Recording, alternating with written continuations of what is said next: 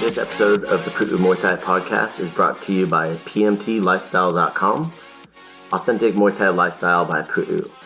Definitely go check out the website at pmtlifestyle.com for some awesome lifestyle merchandise.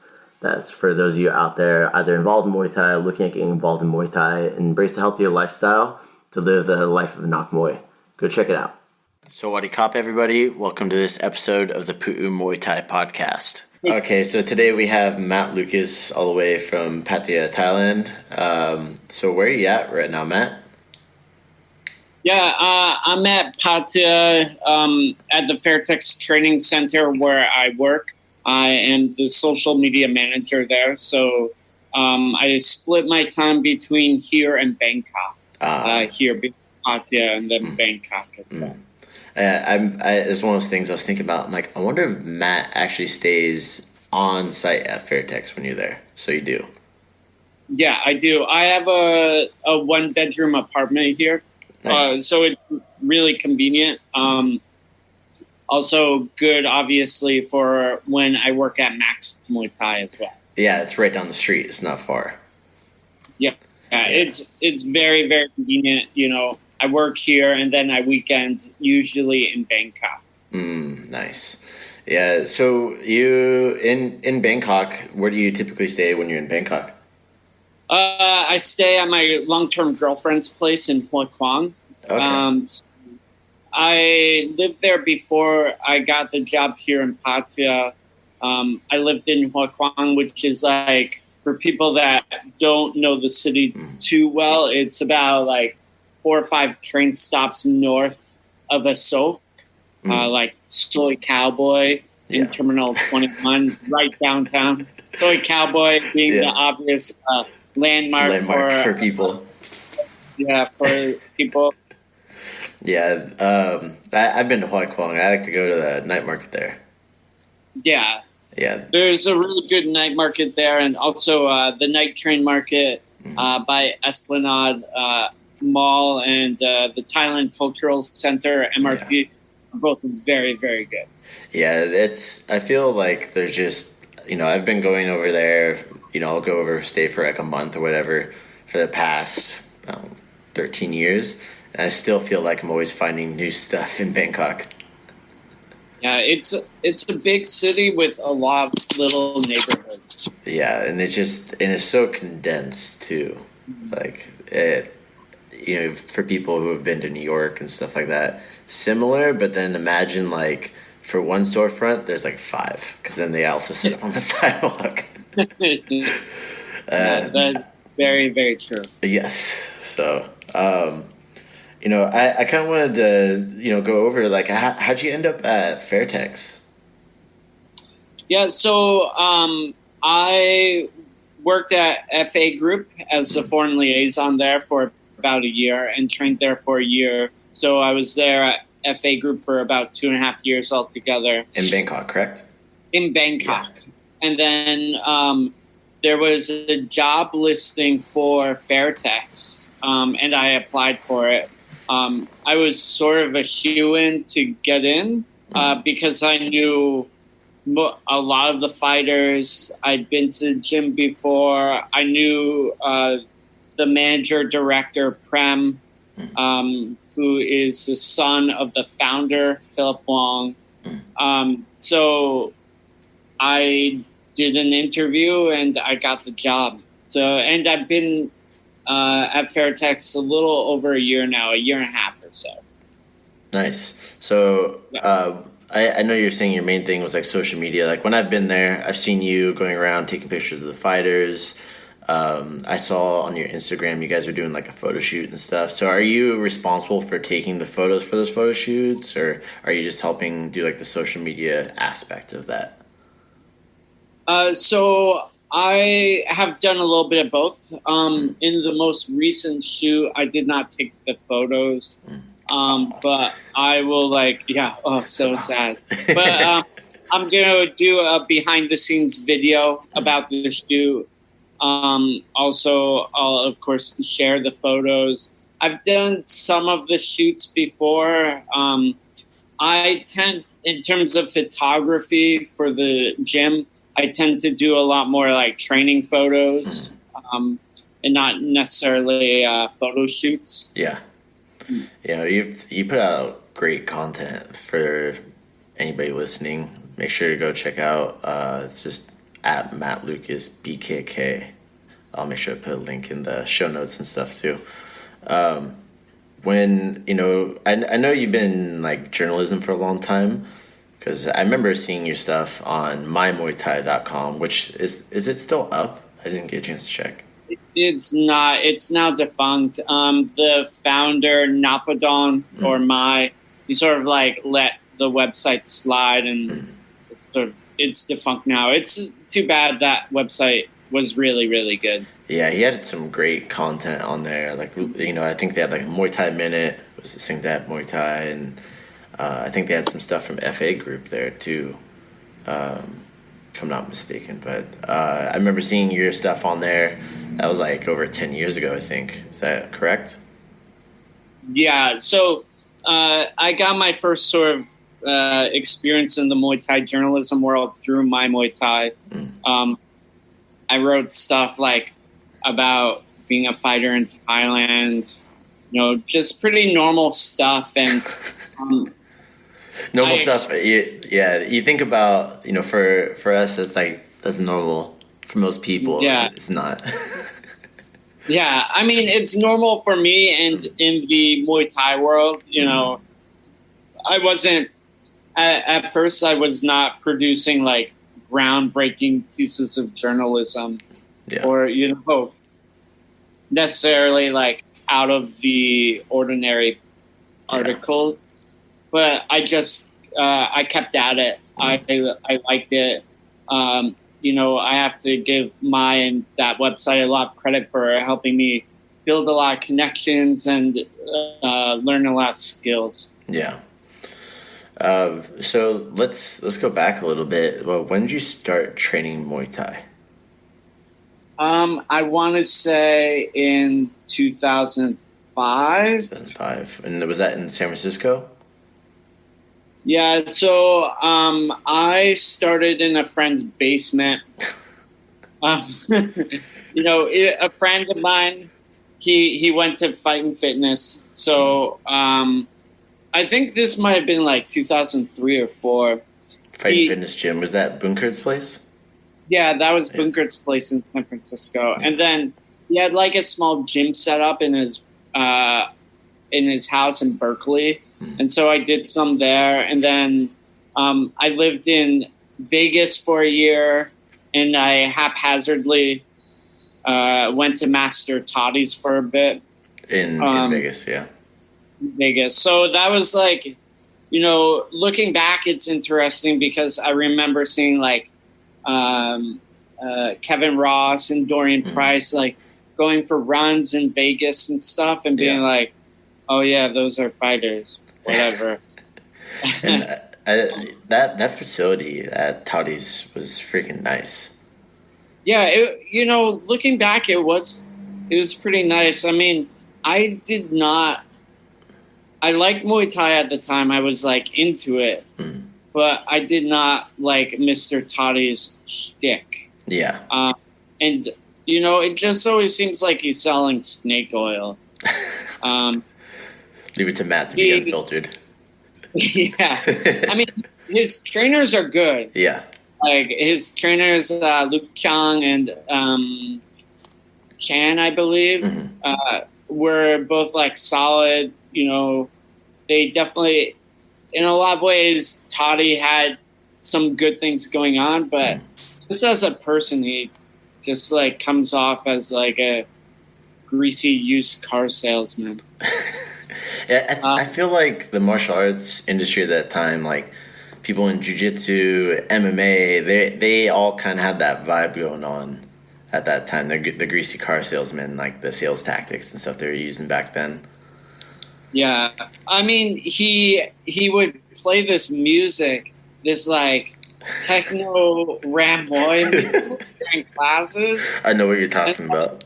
It would have his audio of him being like, Cobra, Cobra, Cobra, you have to Cobra. And like when he'd corner people, he'd be like, Cobra, Cobra, Cobra. And for people that don't know, in Master Toddy lexicon, a cobra is like a right hand. But somehow it's like a little more venomous. I don't know how. Maybe it's been blessed by, the snake oil of Master Toddy or something. When I think about it, I want to feel that, like, I've been doing some, like, mindset and, like, mental training stuff, and I think you could go as far as saying is that it's a focus anchor for his fighters or for his students. Because, like, if you're training people, like, hey, when I say this word, you're gonna hit as hard as you can.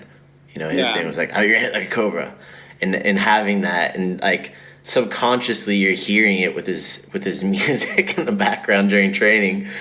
That maybe if you hear it during a fight, like you hear your corner yell at you, maybe you're gonna hit harder. I don't know. Yeah, I think you've obviously been doing a lot of positive mindset things. Yeah, man. That's definitely like a rose-tinted look at that. Cobra Punch. Cobra Punch, man. Yeah. I'd fought. He had smokers there, and I'd fought there before. Those are fun, man. Like, you just go show up. It's funny. One of the guys that I fought there, I actually worked with him. He was working in the ring that I was reffing at USMTO as a judge, and me and him were just like talking smack about like the fighters. Like, oh man, who do you think's gonna win? And he'd be like, man, that guy didn't punch that hard. Like, in between, like, after the fight, I'm like, man, Sean. Like, he's a funny guy. He trains out with Bob Carmel. Did you ever meet Bob, Master Bob? I've never... I'm not sure if I personally met him or not. I've definitely met Nick Castine and Damien Early a few times. I sort of want to... I know I met the dad as well. I've met Nick. I fought him before out in Arizona. Okay. He must have been really skinny, dude. That's a whole nother story. Like, the Arizona's like the Wild West, man. At that time, but that's when I first met Bob, and he's awesome. I love that guy. He's straight up too, no filter. He's been around for a long time too. He was like at Fairtex, Chandler, Arizona, like back in 1993, 94 when it first opened out there. Yeah, and if you guys want to check it out, you posted a series where you interviewed all the old, like, original Fairtex trainers, right, on Muay Thai Gram? That got up on yeah, so it's on Muay Thai Gram. It's also on Fairtex. The one I did is actually just on Bunkered Fairtex. Mm-hmm. So it's his story. I have a few coming out, hopefully, this month, covering like on Fairtex and Narapon, Jongsanon, and Ganyel as well. Yeah, so for those that don't know, those are like all like very integral people to Muay Thai here in the U.S. Yeah. So awesome. So you went to Toddy's. When did you have your first fight? Yeah, so I basically was like, Toddy's is sort of bunk. And then I was also like, Vegas is sort of bunk. So I moved back to Oakland, California, where I got a job in a restaurant. And I was like, well, I can drink a lot or I can do something else. Yeah. And the something else ended up being Muay Thai.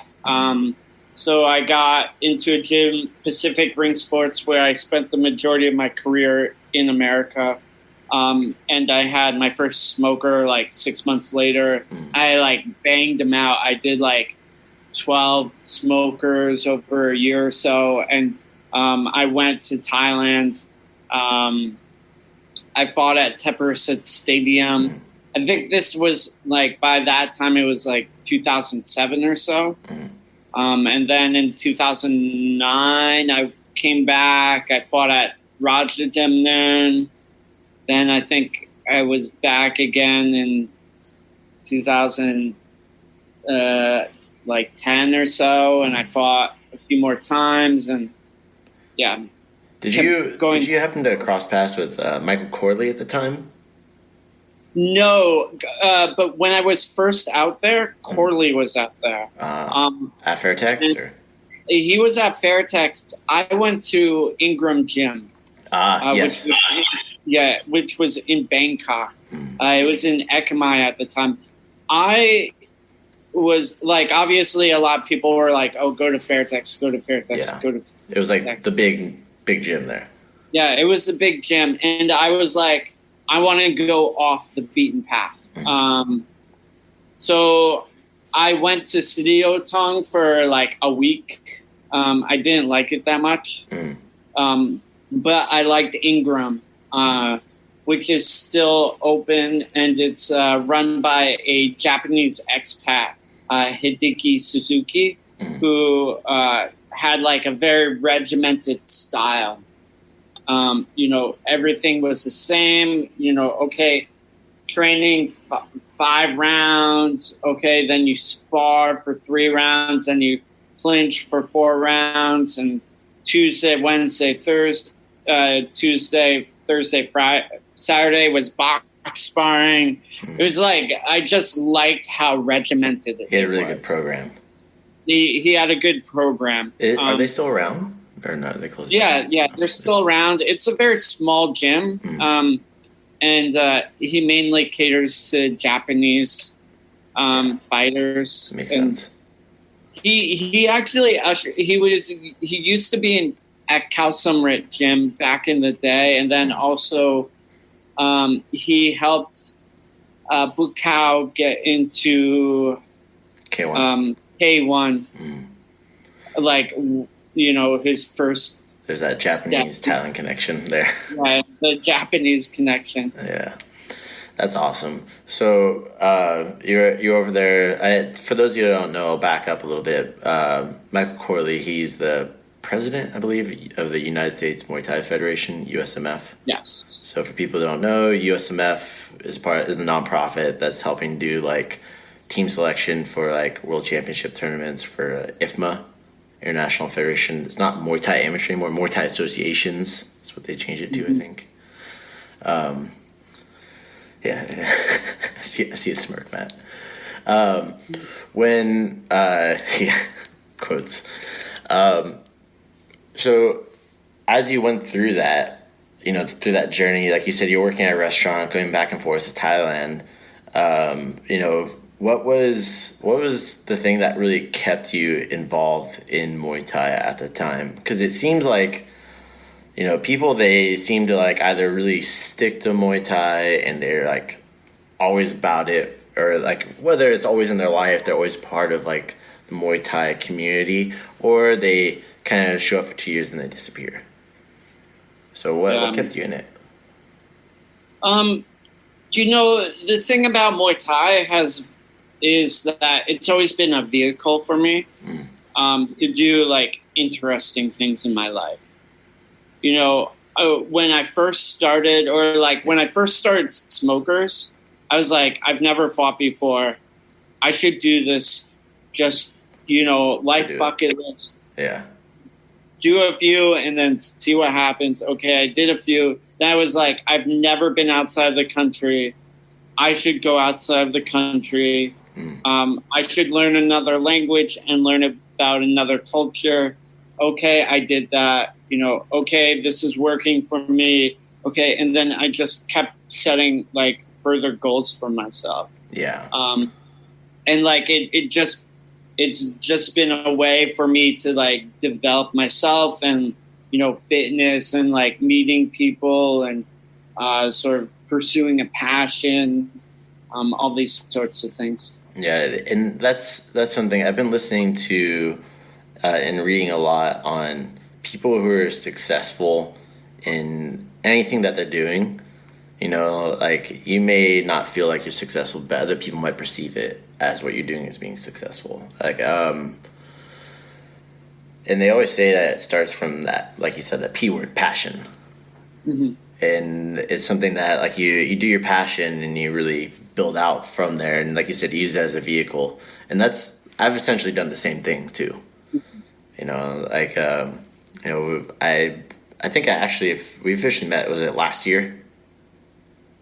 I think it was. Yeah, I can't. Yeah, I want to say it was. I think we met at Fairtex, actually. Yeah, you were walking out. I'm like, oh, I knew you because I was like, tattoos, white guy, funny looking hair.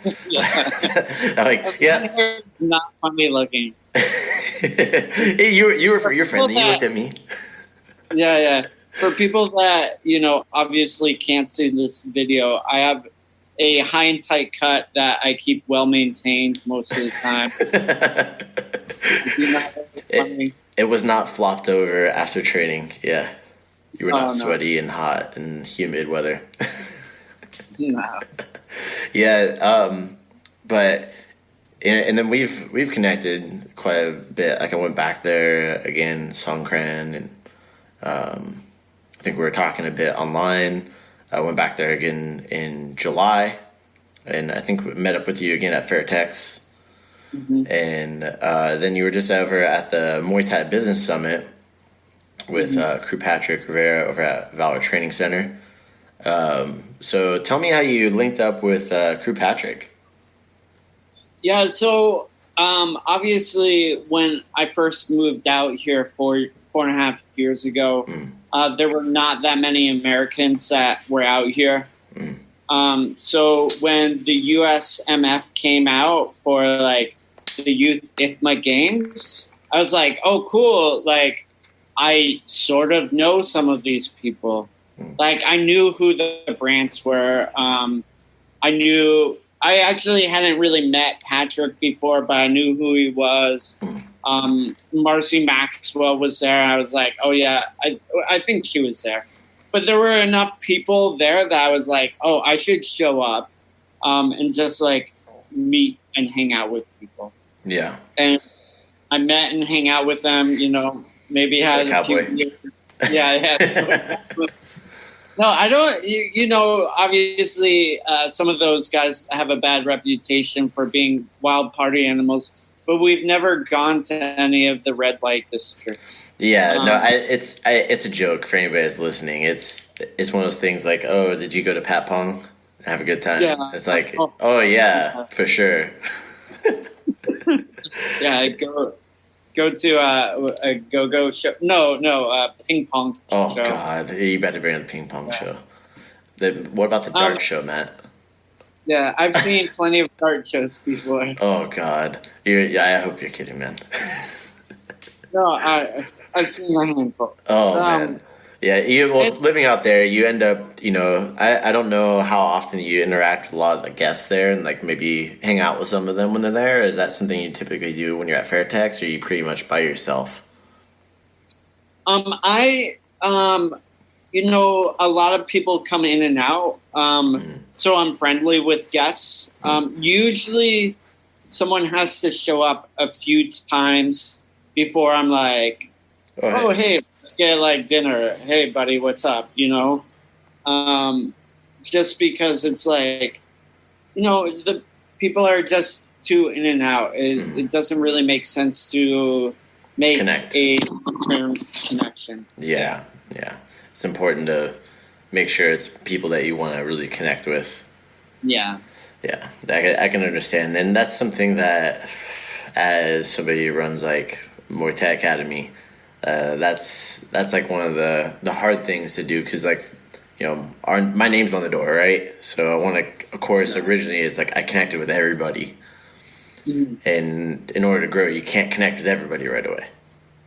Yeah. And you have to kind of like have a process. So it sounds like with you is, have, they show up a couple times. Hey, then you ask them out. Like, hey, let's go grab a drink. Let's go get some dinner, get some food, get some coffee. Cool.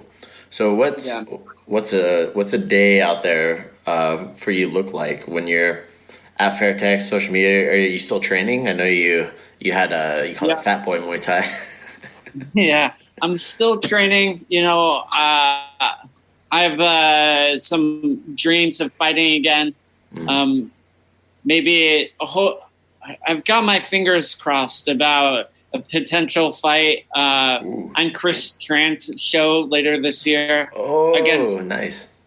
Against a notable semi-retired fighter. Who?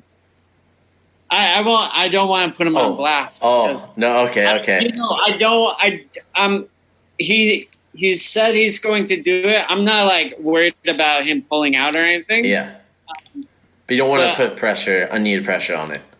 Yeah. I'm just like it's a long time out. End of the year. But obviously, but he is my age, and we're about the same weight. Oh. And he's on the East Coast. There's like 3 people that come to mind. Yeah, so there's 3 people that are like that.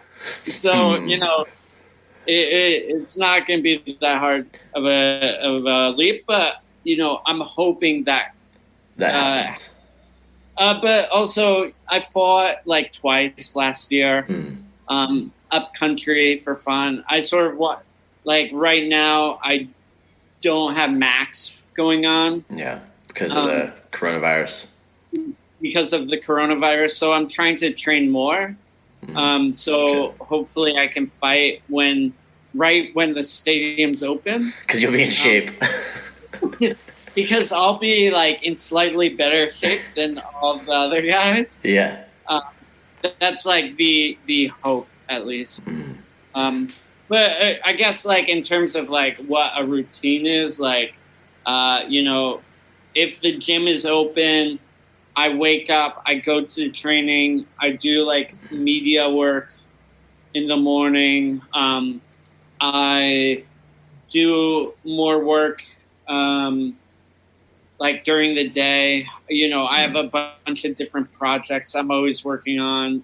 A podcast, Muay Thai gram, obviously. So wait, your podcast? What's your podcast called? So people, it's called On Fighting in Thailand. On Fighting in Thailand, and that's also the name of your book as well, correct? Yes. Correct. Okay, so if you guys, I'll make sure to post a link in the show notes for people and stuff to be able to grab that, because I've talked about it a couple times. Yeah, and it comes out, basically every 2 weeks. So I keep that going. I have my own Instagram that I'm doing, and then also I have Muay Thai gram as well. So so I have like a fair amount of work going on. So is it just you that's running Muay Thai gram now? Because I remember the original person that had it was DJ. Correct. Yeah. So about 5-6 months ago, DJ decided to sell it.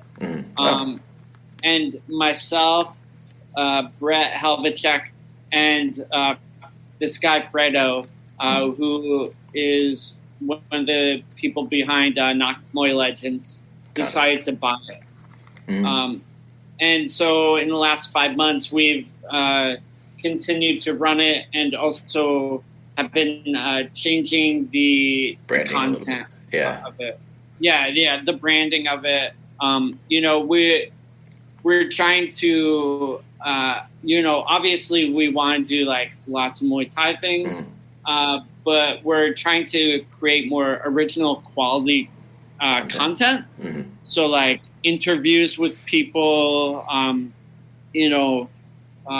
did one recently of how to do like Thai hand wraps. Yeah, I saw that. That was good, by the way, for people who've never seen that. You.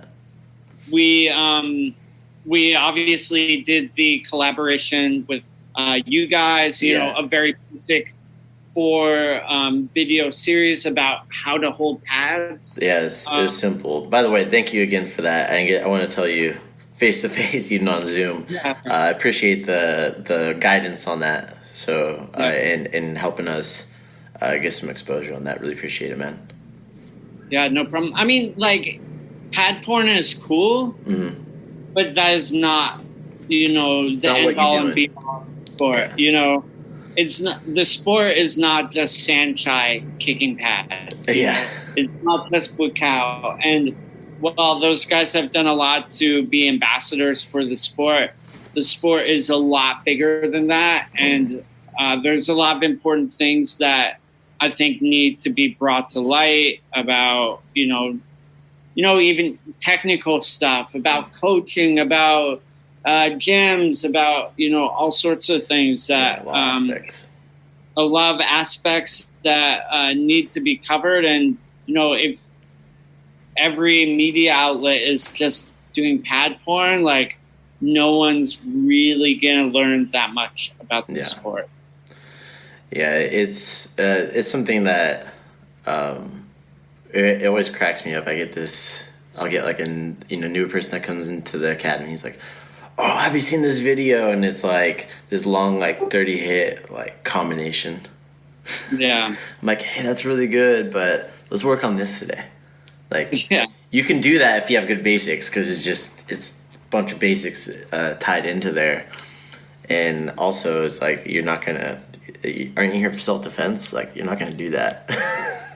Yeah. Yeah.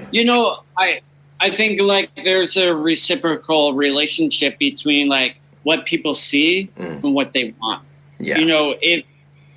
If everything is like these long ass katas, like on the pads, people are going to think like, wow, like, I should just do long ass katas, like 1, 2, 3, 4, 5, 6, 7, 8, 9, 20, 21, 22, 23. And like, they're going to be like, that's what makes a rock star. Yeah. But if like there's a lot of content where it's like, do your basics and then like do your basics again, do your basics on bags, do them shadow boxing, I think that will sort of develop more like interesting and well-rounded fighters and athletes and fans, Absolutely. Like that's how we have our like fundamentals program set up for people, and it's for that reason. Like we do pad holding workshops for our students. And like I've had people from like other gyms show up and like, oh, we didn't know it was only for your students, because like they don't want to learn these long 30 hit combinations. They know it's like, hey, like good strong basics is very important. Like my crew always say balance, basics, and technique. That's like the first three, for Muay Thai. After that, it's offense and defense. Very simple. So if you really focus on like good balance, making sure your feet are good basics, and basics, and then just technique, that's it. But if you miss out on like the balance and the good basics, then technique just goes to shit. Like, I know you've heard this before, like the Thai guys go, oh, he's swimming. He's like swimming, like when they're in the ring, because you see it at Max Muay Thai a lot. And they're just kind of falling all over the place, and they look like they're swimming in the ring, and they're not breathing, and it's Go ahead. The other thing is like doing very, very simple things, like 1, 2, body kick, move, cross, body kick, move, body kick. Like, that's gonna be a hell of a workout, and it's a lot more concentrated. And, a lot of times when people do long ass combinations, they don't really do everything right. Yeah. And, they're not really, not maximized fitness. Yeah. They're not really boom hitting with everything on every shot. It's I had my friend Moses, who lives out there. He was training with Seng Tien Noi at Boxing Works down in Hermosa when he was there, and he was telling me about like he was watching them hit the bag, and he's like, whoa, what are you doing? He's like, you need to hit the bag every time of power. He's like, fuck, okay. Yeah. He's like, yeah, here's a timer, and he's like, yeah, he put on like a 6-minute timer. God damn it. But it made him think about like how you're actually going to work on the bag and that style of training. And it's not like that high volume, like kickboxing style of training that you see a lot here in like Western style gyms. Yeah. So it's definitely true. Yeah. For like the people who don't really like, maybe it's their first time listening, when you said kata, so like how would you describe kata? Like that's from like a traditional martial arts sense. Yeah. So that's actually a term I heard recently. I think it might have been from you, actually. Oh, okay. But I was like, oh, this is a great description for how people are approaching like a lot of these Muay Thai things. So like, usually at a lot of Muay Thai gyms, especially those that are fitness based, there'll be like some sort of like combination of the day, which is like 5 or 6 like different weapons being used. So like an example would be like jab, cross, uppercut, block, left kick, left kick. And they do it repeatedly. Yeah, and then you do it again, and you do it again, and you do it again for the entire round. The thing is, when you fight, you do not do that. No. There's a few Westerners that will do that, like the English guy, Damian Trainer. He does long combinations in the fight, but he has like a kickboxing background. Hey, honey. But the majority of fighters, both Westerners and Thais, do not do long combinations. No. Even in like, Western boxing, they don't. No, it's basics, like no more than like 3 or 4 shots. Yeah. I would say, even in like kickboxing, a lot of times, it's not super long combinations. Maybe 4 shots, like 1, Max. 2, 3, leg kick. Yeah, and it was something that I was talking to my brother about, and you've met my brother Josh before, correct? Yeah, of course. Now I think about it, I'm like, yeah, you guys met in Thailand, I think, and then at the business summit again. Yep. We were talking about, he's like, oh, your stuff's like 4 count based. I'm like, what the hell's 4 count based? I'm like, I thought about it. I'm like, okay. He told me it's like, no more than 4 strikes essentially before like you hit and run or defend or get ready to move, and keep everything basic. Because like you were saying, like fitness based people, like for our programs, people are fitness based, people who want to train martial arts because they see on like UFC or they know what Muay Thai is, people for self-defense are like martial artists, and it's like, how do you cater to them? And I liked Crew Patrick Rivera's take on it, and he was one of the ones that also said kata-ized Muay Thai, like a kata from Muay Thai. So I had one of my coaches, he's like 30-year martial artist in like Taekwondo, and he saw that, and that was his first things, I'll do as Muay Thai kata. I'm like, what the hell are you talking about? I'm like, that's a great way to describe that. And seeing those things pop up like that, that's what it is. And I think it's an attempt for Western cultures to systemize Muay Thai in a way, but I feel like it's the wrong way of doing I would it. agree with that. Yeah, it's like for like a cardio based program for fitness. If you're not touting that you're learning self defense or like real Muay Thai, real martial arts, it's fine. If you're like, hey, this is Muay Thai striking for fitness, that's fine. But saying these programs are like a real Muay Thai program, like authentic program, is kind of like a crapshoot. So I've seen a lot of programs that, for like reputable programs too, I'm not gonna name any names, I don't want to put anybody on blast, where they kata-ize a lot of this stuff, and it's just I've had a lot of people that are affiliated with those programs too, just like, I don't want to be any part of that. And I'm sure you can think of them off the top of your head too, because I know you're very in touch with it seems, I feel like you're in touch with a lot of the Western Muay Thai culture too. I had going on to another topic here, I had an interesting conversation. I have like a young kid who's 19 years old. He's lost like over 100 pounds. His name's Aiden. He was your name came up. I'm like, hey, you should connect with Matt Lucas. I told him about your book, sent him your book and stuff like that, buying it, because he wants to go to Thailand and go train and do that lifestyle. I'm like, hey, you're heavier, focus on getting weight down. He's like at 180 pounds right now. he can definitely still lose weight, and he's lost 100 pounds. So yeah.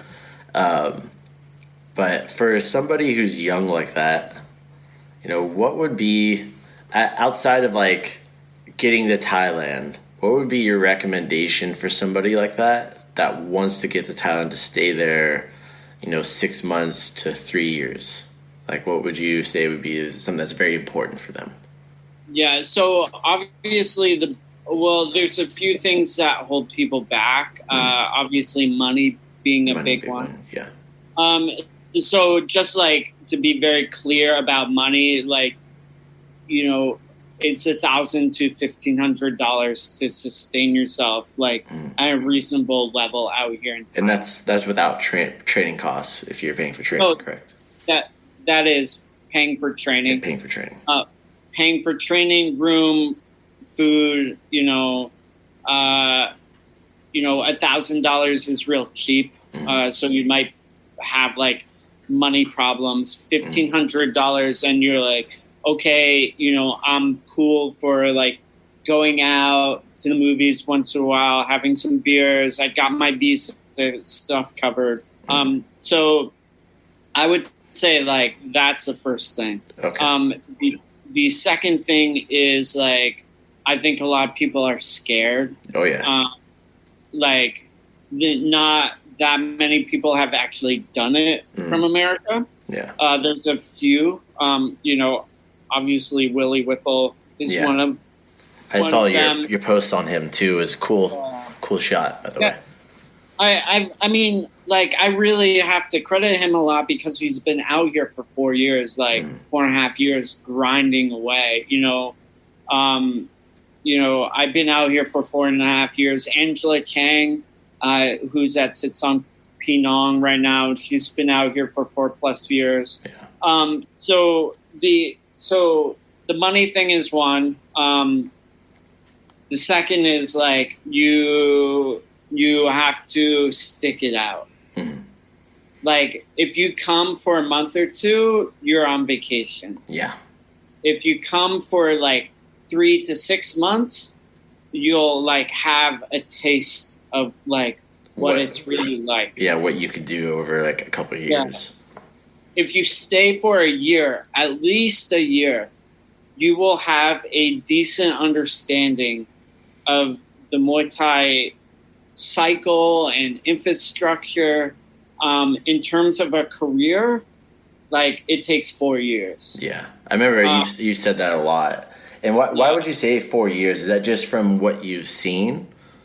Yeah, I mean, what I've seen, it's also like the 10,000 hour rule. It's around that time.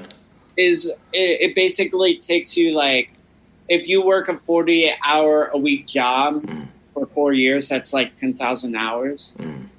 Basically, if you're training full time for 4 years, that's like 10,000 hours. That makes sense. But like, also in terms of like where you are in your career, I would recommend that people that come out for a long period of time spend a lot of time doing low-level fights as well. Yeah. Particularly fighting in the countryside. Because most Thais that fight like a Max Muay Thai or the stadiums, even at a low level, will have had like, 50 fights. Yeah, countryside fights. So that means, and they'll have won, they'll have lost, they'll have gotten knocked out, they'll have had the whole experience. But really, they'll have the grit to keep going. Yeah. And these like low-level fights get you very, very used to being in the ring, thinking, dealing with all sorts of like weird, fucked up things happening because you fight in the countryside. It could rain. It could rain. Yeah. And then like the thing about like, okay, we take the rain thing for example. When you have fought in the rain, you will understand where the wet parts in the ring are. So I'm serious. I know you're serious. That's just funny to think about. This is important. So for example, if you move up into the stadiums, you will understand where the ring is slick, and if the water is heavier in certain areas, particularly in the corners. Yeah. So say, for instance, your opponent is kicking a lot. What you do is you push them into one of the corners or the areas where it's more water soaked. Yeah. And because like you stepped on it or you saw it, and the guy with the squeegee wasn't like super good about cleaning it, or it's the fourth or fifth fight of the night, so that area is a little more water soaked. Yeah. So that water soaking prevents your opponent from kicking as well and as balanced, because they have trouble balancing. Again, they're missing on that first pillar, that balance. Yeah. And like that sort of thing only comes from like having experience. Yeah, that's true ring IQ right there. Yeah, and like you get that from fighting a lot and fighting low level shows and where there's not a lot of pressure, and like obviously it's great for people to fight on Max Muay Thai and stuff, but it's even better for people to suck it up and do a lot of the hard work. Yeah, because you get to the max level and then you don't have the base, so you can't go higher. Yeah, you just kind of plateau there. You just plateau there. There was a interesting one. You talked about the 4 years. Michael Savas, is I'm pronouncing that correct? Yeah, from Cyprus. So he's been there how long now? I mean, he's been here on and off for a long time, because he first came to Pet Indy, I think, when he was like 14 or 15. And then he had a decent career, like fighting IFMA style fights back home before committing to coming over. So he was a little bit of a prodigy, but it still took him quite some time to like get to a decent level out here. Yeah. So they built him. I think he might have like done some max fights back like 4 years ago. Yeah. And then he switched to like low level stadium fights, the True for You shows, which is like Pet Indies, like, we're building the fighter show, and then, obviously higher ranked stadium shows and one champion show. Yeah, he has a WBC belt now. Yeah, and he has a WBC belt. He won that against Denopal Numpontat. That was at Russia Dumdun, or was that? It was at Lumpini, and I remember talking to him, and he was like, "Oh yeah, I was losing that fight." And he was able to turn it around in the fourth round. I think I believe he knocked out Denopal too, but like you have to have all that experience to go from to do that turn, to turn the fight around. At that level, when you're fighting for like a WBC belt, it's not lucky shots. No. Yeah, there's some level of luck involved, but it's not really luck. That much of a lucky shot, It's like, no, that guy practiced that 10,000 times. Yeah. And he had it done to him, in his past, like 10 times out of his past 30 fights. Yeah, exactly. So, and then he just saw the opening and wapow, so it looks in the instance like it's lucky, but really, like you were saying, it's all this work behind the scenes that's just coming to fruition. Yeah. And, seeing that, like, that's definitely one of the things that makes me always just really excited about Muay Thai. like I go through these bouts where I'll go through and I'll watch, like me and my wife will go through and watch Muay Thai and just see all the new fighters that are coming out. 'Cause it seems like every like 2 or 3 years there's like a new batch of like stadium fighters, and they dominate for like 4 years. Then there's a new generation that's coming in halfway between. They build up, and then they're taking over. The other ones go away, start fighting international or retire. And it's always exciting to keep up. Like some of my students, like, have you heard this fight? I'm like, crap, no, I haven't. Oh, okay, it's that time where I have to go back and study it all again, and be like, have that student mindset all the time. But that's one of the things that's kept me involved in Muay Thai too, outside of like running an academy and training and having fighters and students and whatnot. But it's just like the constant evolution of new people doing these really just stuff that I guess you would think would never happen in like a fight sport, and you see it happen. You know, like seeing when Sanchai first did his cartwheel kick. I'll use that because everybody knows that. And I remember seeing, like, whoa, what the hell? You know, and seeing him come to the U.S. for the first time. Were you here in 2010 when he fought over here against Tetsuya? I was. I actually saw that fight live. No, so that was I was at that promotion. Oh, you fought on that, right? I didn't fight that one.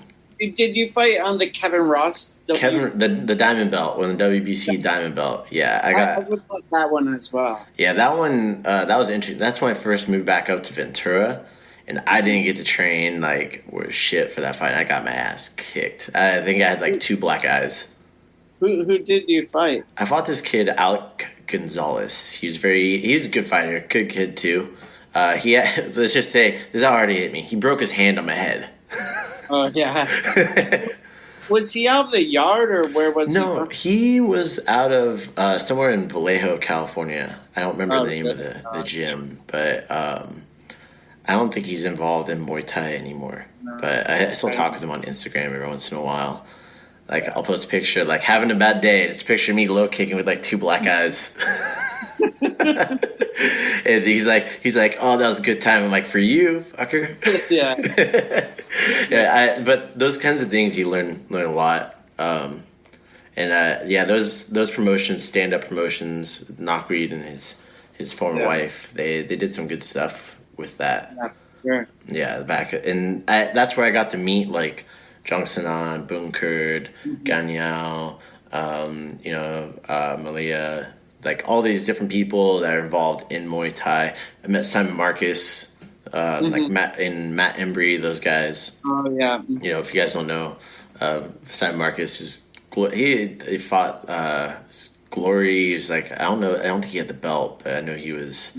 He had like that great series of fights with Joe Schilling. Yeah, because like the two of them like talked so much smack to each other, and then like I didn't like Joe Schilling for a while. He like rubbed me the wrong way, but he had like this magnificent performance in a Glory. What was it? It was 3 fights. Yeah, it was the last man standing tournament. Yeah. Man tournament.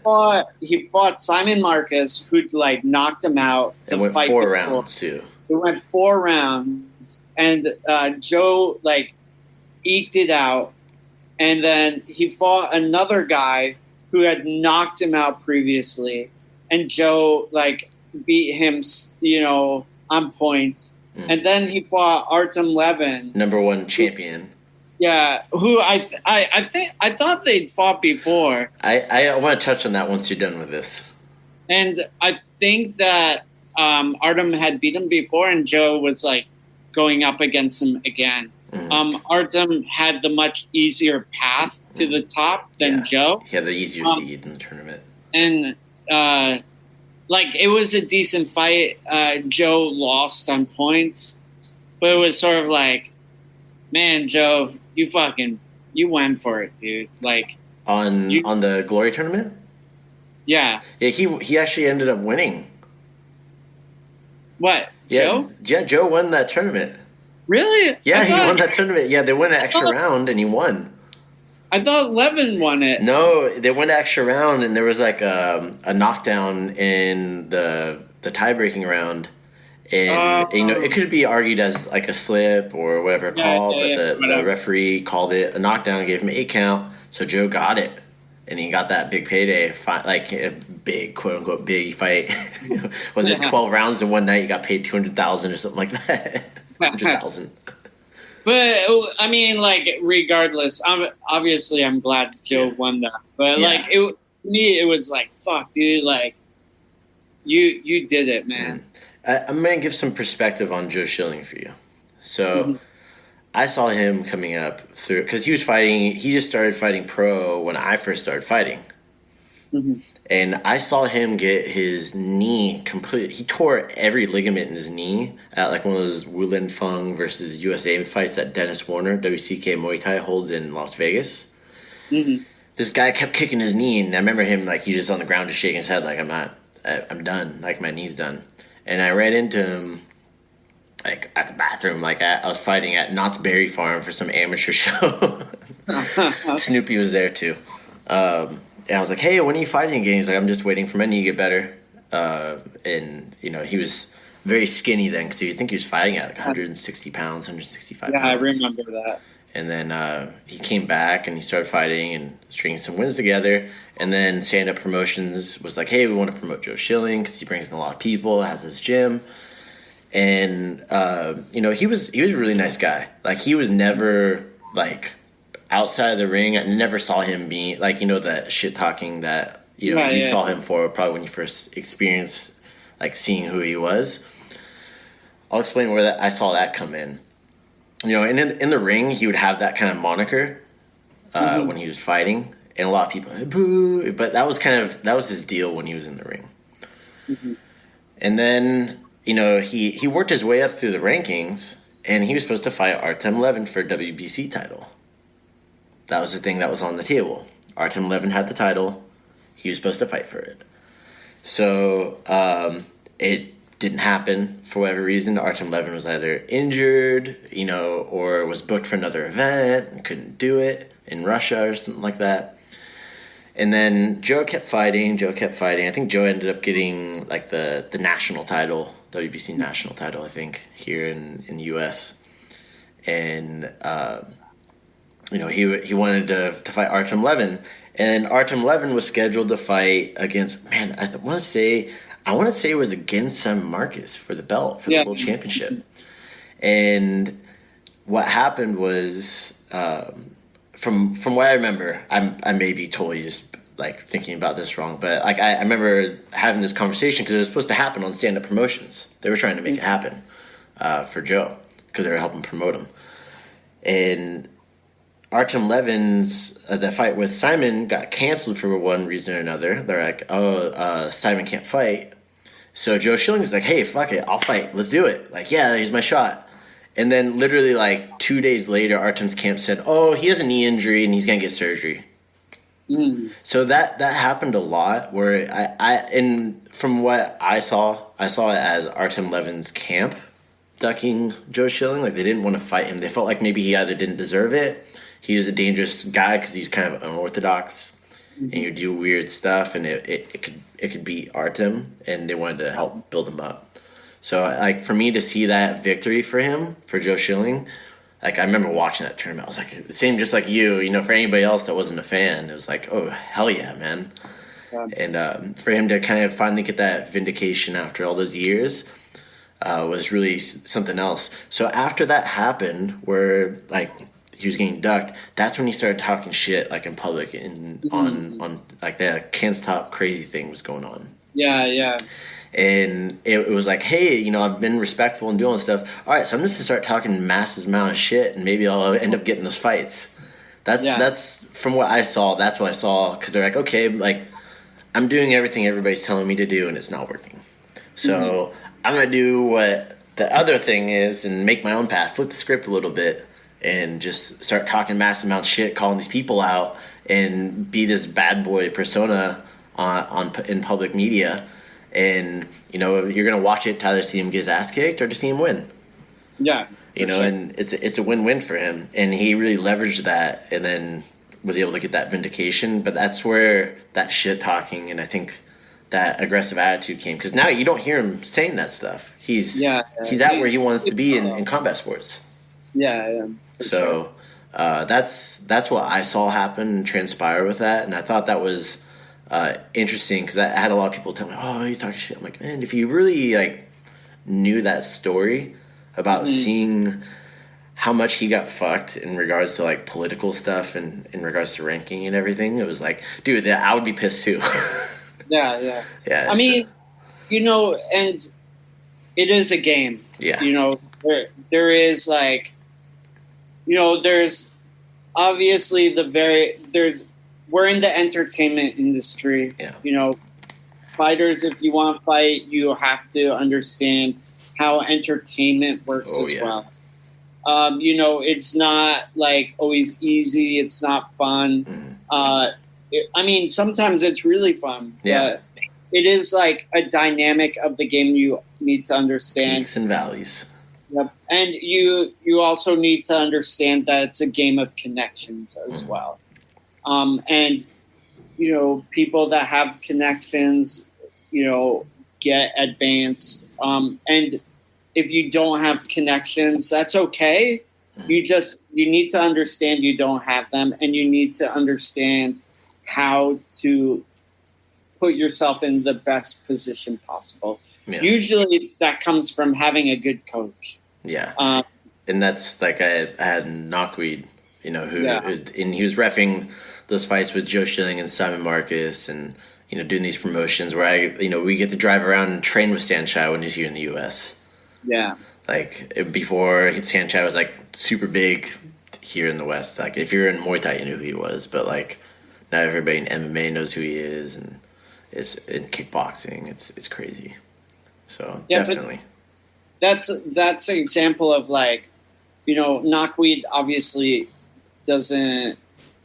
probably doesn't have like the entertainment side done that well, but like he definitely has like legit connections. Yes, and it gets into like, hey, you're gonna meet the right people, and I feel a lot of that stuff too just needs to be, it goes into like personal development stuff as well, Matt, for people, because people are like, hey, I'm doing this stuff, how come no one's paying attention to me? It's like, well, you don't sell any tickets, man. Yeah. That's one of those things I always stress my fighters, like, you gotta sell tickets. Like, you have to. I know you don't want to, but it's like, that's nature of the beast. Yeah, but I think also, I was never very good at selling tickets. Yeah. And my coaches were like, you gotta sell tickets. I was like, I didn't know how either. Yeah. I think that's part of, the learning process, and that's part of the coaching process. Yeah, for sure. Because, and the other thing is, my coaches were not good at selling tickets. They didn't have the entertainment part. Yeah, they didn't understand it. So, like, they weren't able to teach me how to do it. Mm-hmm. And, I put up a lot of walls around that sort of things because I wasn't good at it and I didn't understand how to do it. You blocked yourself in the personal growth part of learning that. Yeah. I mean, it's a personal growth, or like, it's a facet of the game that, at the time I was unable to deal with because I didn't have the skill set. Yeah. And that's something that I've always tried to, like, I help give the tools to our team on knowing, like, hey, make a social media post, tag us, message all of your friends, ask them personally, set up a Venmo account if it makes it easier for them. And going through that kind of stuff. And a couple of the people, they set up like successful fundraisers for tournaments and stuff. Like where they're like, hey, Crew Jonathan, here's some money for the coaches. I was like, oh shit, like that's awesome. They're able to do that utilizing those tools. And they didn't put a lot of effort into it. They just put some effort into it and utilize those tools. Because for me, I remember like going through the same things, like, man, how do I sell tickets? And then like your teammates also selling tickets, and all of a sudden, like, if you guys weren't working together at the time, like in regards to like selling tickets together and just pulling the money, it was like, oh, I bought my ticket from this person. Crap, man. Like, Yeah. Now it doesn't work. So that's like, I learned from that. If we have 2 batches of tickets, same promoter, they're pulling the money together regardless. Mm-hmm. It's all the same. It's from the gym, and that stuff comes from experience too. Yeah, and I really do think like that it's a skill set that people need to be taught. Mm-hmm. And obviously it comes easier to some people than others. Yeah. And there are some gyms that are very heavy on, selling tickets, and not other areas like actually being able to fight. But and that's why they can pull some strings and stuff. Make fights happen. And it's part of the game. It's not your fault or anything, but like if I was talking to a fighter, I'd be like, okay, you need to learn this skill. It's going to help you now and further along in your career. Yeah. It's not necessarily a bad thing. If you don't want to use it, you don't have to. That's your choice. But like, you should know how to use this and like leverage it, understand it, and leverage it. Yeah, I agree 100% on it. And like you said, and I think you covered that. You covered that in your book, correct? A little bit. Not the ticket sales in particular, but like the entertainment value of Muay Thai. Yeah, I definitely, because out here in Thailand, we're seeing like a bifurcation in the sport between like entertainment style Muay Thai and stadium style. So entertainment shows like Max Muay Thai, Thai Fight, Super Champ. One championship is more of an entertainment show versus the stadiums like Raja Demnaran and Lumpini. And a lot of it has to do with where the money is coming from. So like the entertainment show is like more casual fans. So they want to see more action and more like entertainment. Whereas Raja Demnaran and Lumpini, a lot of the fans are gamblers. So they're looking for the fighters to play the game and, to sort of like fuck with the odds so that the game for the gamblers is more fun. Yeah. Man, what time is it there right now? It's 11:40 p.m.? Yeah, it's 11:40. All right, man. Well, hey, I really appreciate your time. If you're up for it, let's chat more again sometime. Sure. Always like I feel like I could talk for days, but I'm just starting my day. I know you're done for the day. So again, I appreciate you staying up and stuff, man, and everything you're doing for Muay Thai, and I think that goes without saying with everybody. And always enjoy all the content you put out there. Is there any final words you want to leave for everybody? No, thanks. Thanks for having me on the show. Obviously, thanks for doing what you do. Of course, if people are listening, keep fighting, keep going for it. It's a grind. It's a marathon. It's not a sprint. Well said, man. All right, Matt. Well, thank you so much, sir. You have a good rest of your night for what's the rest of it. And, be safe out there with this coronavirus stuff too, man. Yeah. The last thing is I'll plug how people can reach me. So, sure. So my Instagram, MattLucasBKK. You can find a lot of my stuff at Muay Thai Gram on Instagram, and then Fairtex Training Center as well. I'll make sure to link those in the show notes for everybody as well, and that way they can easily find them and everything too. And yeah, man, I like I said, appreciate it, and you have a good rest of your night, and have a good rest of your week. All right, see you, John. See ya.